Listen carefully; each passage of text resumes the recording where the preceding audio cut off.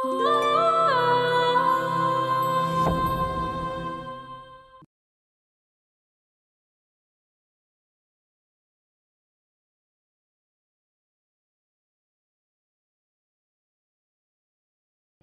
3 মাসের বাসা ভাড়ার টাকা দেয়া আছে। এই 3 মাস তুমি নিশ্চিন্তে থাকতে পারো।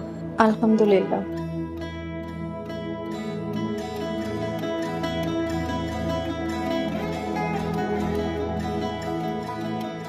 এই টাকাটা রাখো, তোমাকে খালি রেখে যাচ্ছি। এই সামান্য টাকাটা রাখলে আমি খুশি হব। এটা আমার স্বামীর দেয়া শেষ উপহার, ফিরিয়ে দিই কিভাবে? আমাদের ডিভোর্সের 3 মাস না হওয়া পর্যন্ত এই কথাটা তোমার বাবাকে না জানানোর কথা বলেছি। এই 3 মাস কি তুমি ঢাকাতেই থাকবে? হুম। তোমার টাকা পয়সা লাগলে আমাকে